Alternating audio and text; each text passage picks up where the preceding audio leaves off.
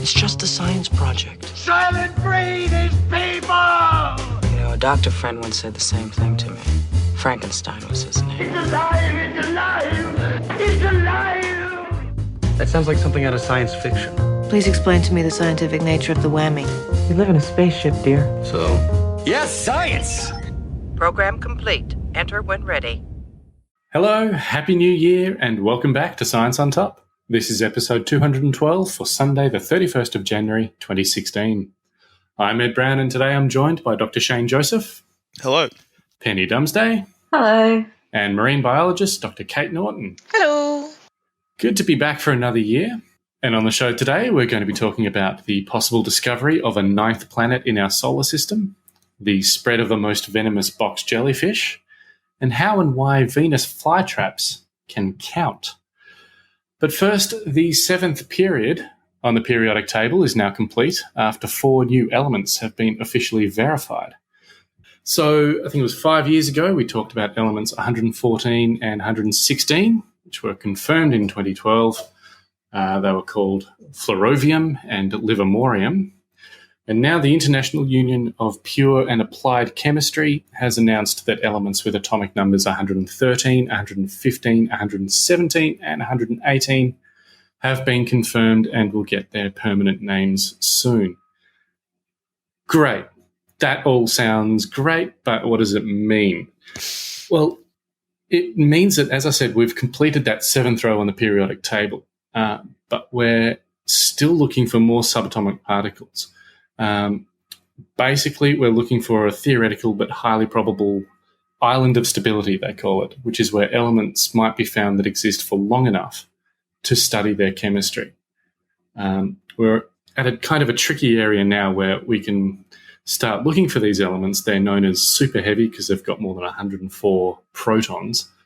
But these elements are created in particle accelerators shooting little nuclei at other heavier nuclei, and they pop into existence and immediately start decaying. So element 113, for example, existed for less than 1,000th of a second, which is not very useful. Not so much. But the more we learn about these things, the more we discover these elements, and especially if we do get to that island of stability, it's going to be the sort of thing where our grandchildren will be using this as playthings and we can do all sorts of cool stuff with them.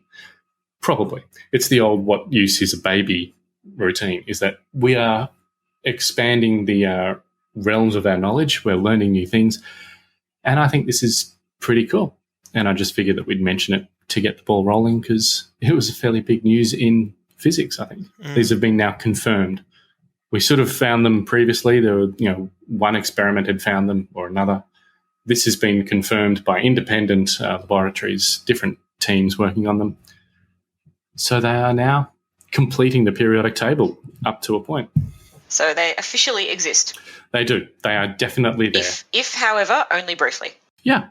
Cool. And then, our accelerators will get better and better and we'll develop new techniques to make them last for longer maybe, or to find new ones that are even more special and weird and funky. There's a lot of science fiction playing in my head just now. But anyway, let's move back to the real world, the bigger world, if you will. The real world. Kate, the notorious irukandji jellyfish is the most venomous box jellyfish in the world, and it can usually be found in the northern waters of Australia. But Associate Professor Jamie Seymour from James Cook University has warned that as ocean temperatures warm, the jellyfish are being found further and further south, and he says they'll become commonplace on southern Queensland beaches within a decade. That's kind of disturbing stuff. These are not nice things to get stung by. No, and it is really disturbing for a number of reasons. And there's been, I read the article and I went and did a little bit more research as I sometimes like to do, and I've come away learning a few things. Firstly, I will probably never scuba dive in a bikini again, as I tend to do in the tropics because I certainly can't do it in Melbourne. And that's done. That's not going to happen. And I've also learned that irukandji isn't actually a name for a species of jellyfish. And this, I think, is a common misunderstanding. It's going to lead to problems down the line. And it's already confused me enormously when talking to people about jellyfish and box jellyfish and blue bottles and what do I need to be concerned about and so forth, because you like to argue this, and then everyone uses different language to talk back at you. Irukandji is merely the word used to describe a particular kind of box jellyfish. It is in that group. That causes irukandji syndrome. And there's actually a number of species that can be responsible of this. Some of these have been officially confirmed. Some are eyewitness accounts, expert testimony, grey literature. There are some cases where something is sort of taxonomically confirmed, i.e. it's really, really closely related to another species that does cause irukandji syndrome. So the one that we're talking about here is the one that's often very commonly talked about, which is Creepier barnesi, and it's named for the infamous Dr. Barnes, who tested the venom on himself. Yeah. Which was a staggeringly sensible thing to do. It seems common in science to self-experiment sometimes.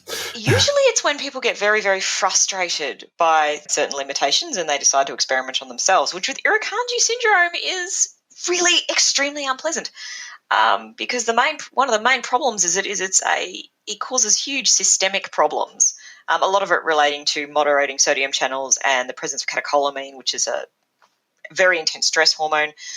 People get enormous hypertension, high blood pressure, they're in agonizing pain, and the problem is that we can only treat it symptomatically.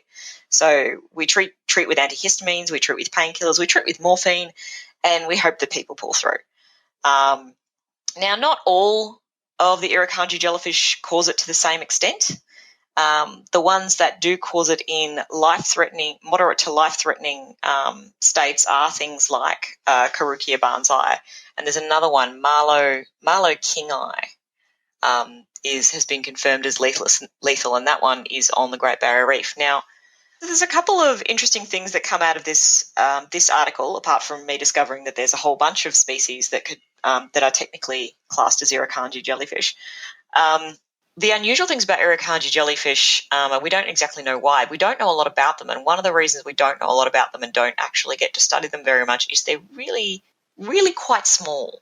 At least the ones described in this article are small, with a bell height of maybe a centimetre or so, maybe up to 3 centimetres in the case of Marlow kingi.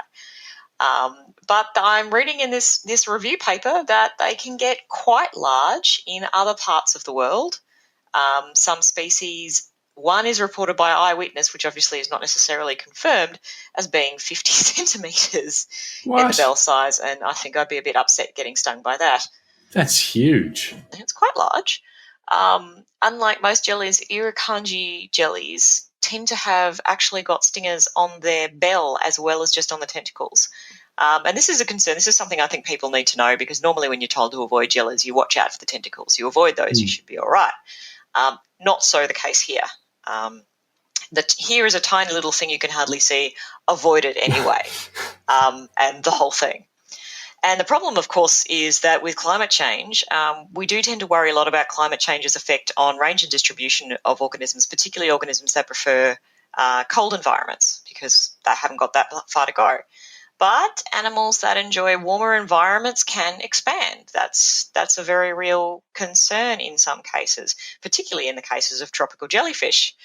And so, it's not at all surprising that they're moving southward. It's actually expected, particularly with the intensification of a lot of the major ocean currents, like the East Australian current, and that's recorded as intensifying as global warming takes place, meaning that things move south faster than they were previously from the tropics. So we're getting a lot of special presents from tropical waters, and some of them we'd really rather not have. And it's a big problem. I mean, I think we've talked to you before about, is it the Northern Sea Star that's also spreading? The Northern Pacific Sea Star is more of a concern in the south of Australia. Yeah. We've specially imported that. We also have the Centrostephanus rogesi, which is a big, gigantic, black, spiny sea urchin that's travelled south as far as Tasmania, right, from tropical Australia. Okay. So those are ones that we've moved down, or that have spread themselves? Well, they're different. The Northern Okay. Pacific Sea Star is theorised to have come in with ballast water from Japan. Yep. So that's what we'd call an anthropogenic carrier.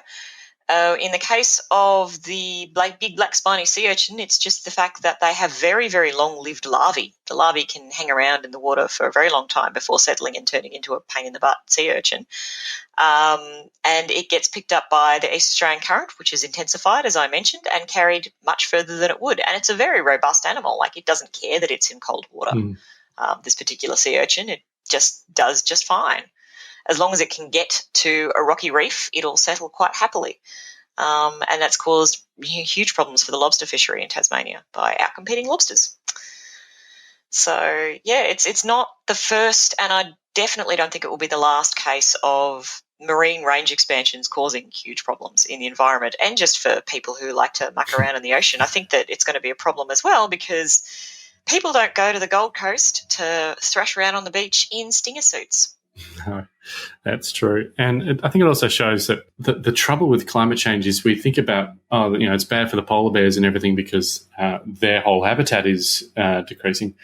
But it's really good for other animals like the jellyfish or the sea urchin that you mentioned that do better in the warmer waters and things like that. So. Well, it's also there's a lot of interactions that are going on because we know that it's not just temperature we have to worry about. There's also ocean acidification and so forth, and that could cause problems for the sea urchins down the line. But soft-bodied animals like jellies and salps tend to do pretty well under those conditions. So I think, one of the things that people talk about is having an awful lot of salps and jellies in the future oceans, which is not something I want to say. I'm happy with the current number of salps and jellies. No, well, it's worrying stuff. Let's head to outer space now. And some of you may have heard of Mike Brown, the Caltech astronomer who is credited for the demotion of Pluto. In 2005, he discovered Eris, an object beyond the orbit of Neptune that's 27% more massive than Pluto and about the same size. Rather than call it the 10th planet, the International Astronomical Union changed the definition of planet so that Eris and Pluto were relegated to dwarf planet status. Well, Mike Brown is making headlines again, and this time for potentially finding a planet.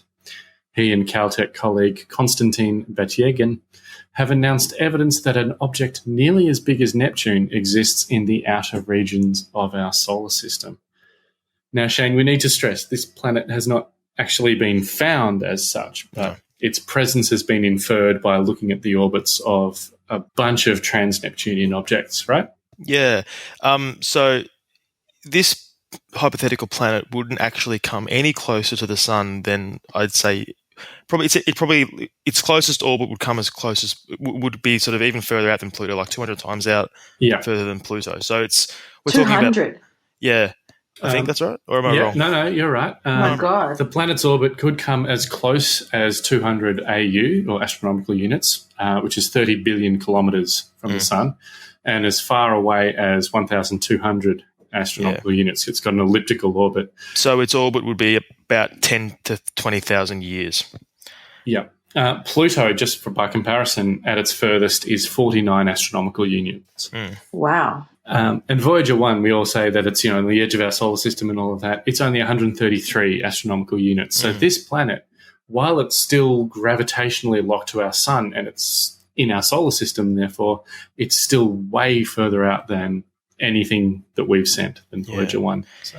And what I like about the fact is that they've apparently the way they've sort of come across, the way they've put together the evidence for this is they've looked at these trans-Neptunian objects that are basically, little icy rocks, and looking at the way that they orbit, I think there's about 6 or 7 of them, and looking at the way their orbits are aligned, apparently the only way for that to happen, well, the chances of that happening by pure chance is fairly infinitesimal. They're inferring from these orbits that there has to be something that has basically nudged them into that shape, and they found I think Neptune a similar way, didn't they? Like in the 1800s, a scientist called Johann Gottfried Galle basically looked at Uranus's orbit and basically said there's got to be something that's weird about this, and he basically predicted the existence of Neptune. Yep. So in a similar way, these scientists with, obviously a lot more, technological know-how and possibly better calculations, have inferred the presence of this massive planet that is basically a very, very lonely little gassy ice ball floating out very, very far away. What's interesting is that at first I thought there's no way that the sun could have a gravitational effect on anything that far out, but it apparently does. Apparently, something like the sun controls its gravitational field is something effective out to 100,000 AU, or close to that. So it's the thing about gravity, of course, is that it's infinite. It's just in decreasing in strength as you go along. So there's nothing that stops the sun's gravitational field. It's just that it's less of a strong grip. Yeah. Yeah. And the interesting thing about this planet is that it shouldn't be able to have formed that far out with that sort of distance from the sun, which means it was probably an ice giant closer in, sort of around Jupiter sort of area, but it's been moved around and flipped out into a eccentric orbit by Jupiter or something in the early stages of the solar system's formation. Or it means that we're wrong about how planets form, and maybe there's another method, another thing that's happened to cause this planet to be formed so far out. Or it's not there at all, and there's some other reason why we're having these trans-Neptunian objects arranged in such a way. That's right. Maybe the calculations are wrong, but this has been checked by a lot of experts, and it does seem to be, on paper at least, correct. And this is the sort of thing that we've been hearing about Planet X and another planet and Nibiru, all these conspiracy theories for hundreds of years. People have been saying, there's another planet out there and it's going to come and crash and kill us all by next Wednesday. So if anyone else had sort of said that, I've done some calculations and I've found a planet out, 200 astronomical units away from us, and if it was anyone else, we'd have thought, nonsense, rubbish, you've got to have really, really good evidence for that. This is Mike Brown. This is the guy who has found so many trans-Neptunian bodies, Eris, Sedna, I think, a bunch of other large objects out there. He knows his stuff. And, it'll be very interesting to see if we do find it. It's going to be really hard to find, though, because even though we can sort of calculate roughly where it's going to be, it's going to be really faint. I heard Dr. Alan Duffy describe it. He did some sort of back-of-the-envelope calculations. He likened it to a light bulb on the moon and trying to spot from Earth a light bulb. Very, very hard to do, but we do have very good telescopes. We have technology now that would make that a lot better. The bigger challenge to finding it is it's currently on the Milky Way side of Earth, as in its current position is probably between Earth and the Milky Way. So you're looking at 100 billion stars, and it's going to look like a very, very faint star. And the only way you can spot it would be to see it moving. But it moves so slowly. It moves extremely slowly. Yeah. Alan Duffy again said that it was like looking for a movement of the width of a human hair 100 kilometres away, I think it was, or 100 metres away. I'm not sure if it was 100 metres or 100 kilometres. It's still amazingly hard. It's still a long way away. So basically we're relying on very, very good detection. Yeah, and that's doable. I mean, you just take snapshots of the sky and you look for tiny movements, and if you get enough snapshots over enough time, you could probably spot that. So I suppose, what this story has sort of demonstrated to me is there is so much, even in our local neighbourhood, that we don't know very much about. And I'm sure I'm sure there are many more things out there, in what we think is the cold, empty expanse of space, which it is. But there will be stuff that means stuff is very good at hiding. Yeah. And so we'll see what happens. But it's very interesting nonetheless. And obviously we're waiting for more analysis of the calculations and more people to get out and look and focus bigger, better telescopes in that direction. Okay, Penny. Venus flytraps. Dr. Rainer Hedrick from the University of Würzburg has published a study in Current Biology, which has come up with some really interesting things about Venus flytraps. They're kind of creepy. They can count. Kind of. They're a plant that can count. That's kind of creepy. It's kind of amazing, actually. I think we know in some ways so little about plants and how they do the things they do. Like, I would not think anything could do this without a nervous system, but there you go. So what happens is Venus flytraps are plants that live in very marginal environments. Obviously, like all plants, they photosynthesize to get most of their energy, but they need extra nutrients and so on, which is why they're carnivorous. So living in such a marginal environment, they're not going to waste their energy and waste their leaves by closing if there's nothing there. Because I think each leaf sort of trap can only close a couple of times, like 2 or 3 times, and then it's done. Well, it'd be a very energy intensive motion to snap that shut so quickly as well. So. Yeah. So what happens is this plant, the Venus flytrap, can actually count the number of times its victims or its like flies or whatever's in there touches the sensory hairs in the inside of the leaf. So 1 touch does nothing. 2 closes the trap, so it doesn't close till it's sure there's something there. 2 touches. The 3rd one, then it gets ready for digesting. And 5 touches starts the enzymes, more touches, more enzymes.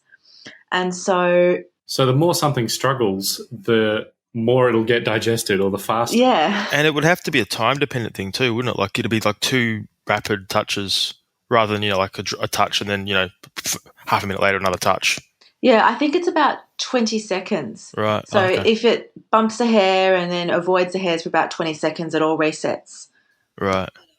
It's very cool. It is really cool. I just love that this is a plant. This is not a complex animal in the sense that we think of animals that have, as you say, a nervous system or some sort of thought process. This is all kind of like it's instinct. Yeah, I still remember even in the first year botany units in first year biology being fascinated about the fact that plants manage to get stuff done without a nervous system.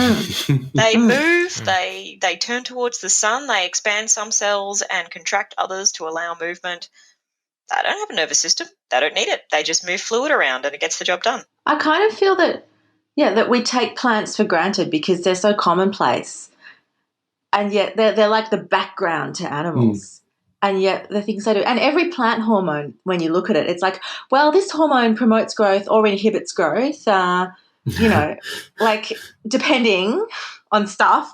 It's amazing. Like, I mean, I guess we understand animals better because we study them more and in more depth because we are animals. But they are amazing things. And this idea that a plant is in some ways counting is pretty cool. It's very cool.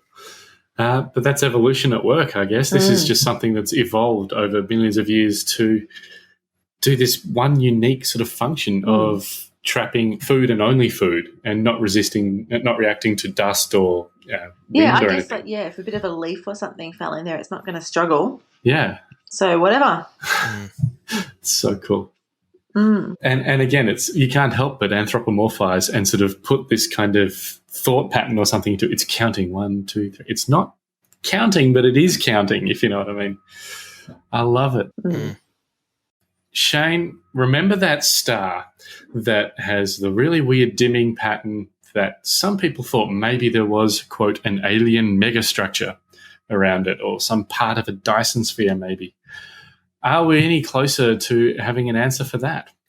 Well, yes and no. Good.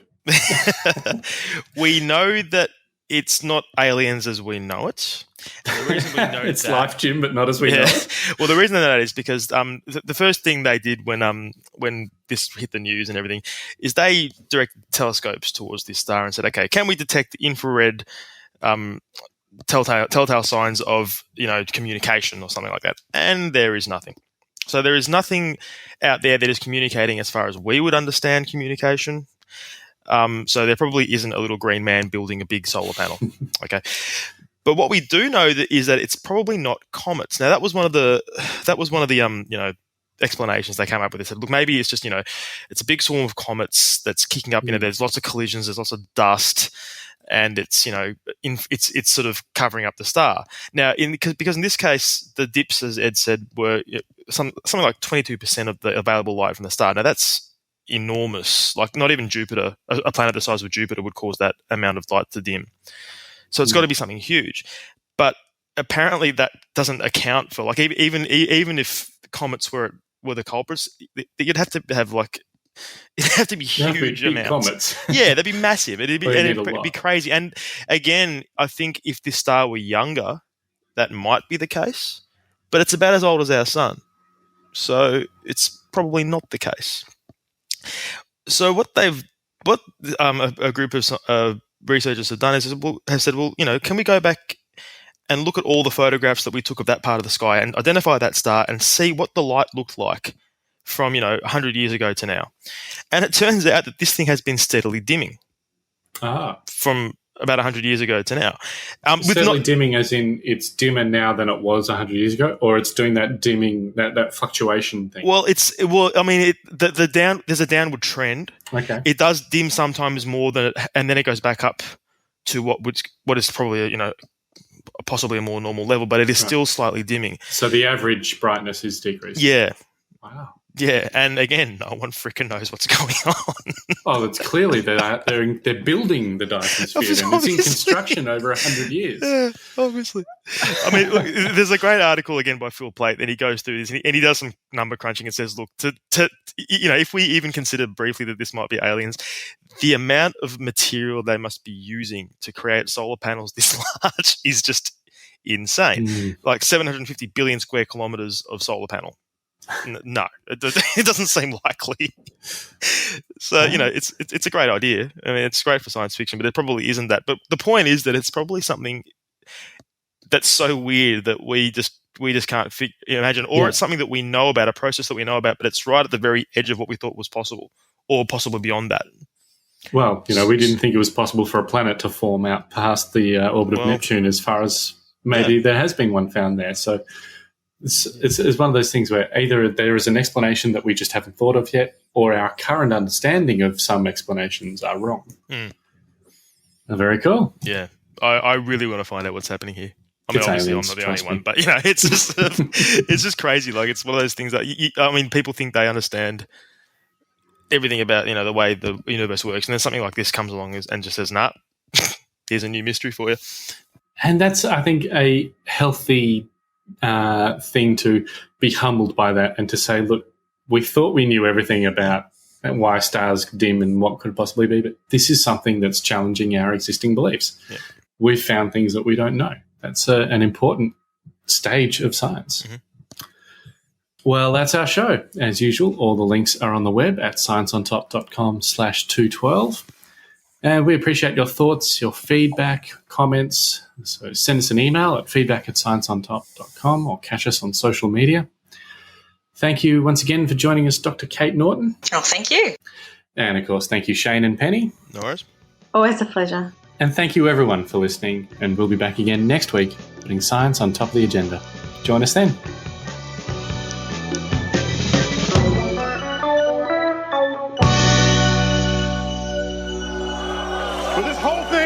It's just a symptom of a larger problem. There's a growing anti-intellectual strain in this country. It may be the beginning of the end of our informed democracy.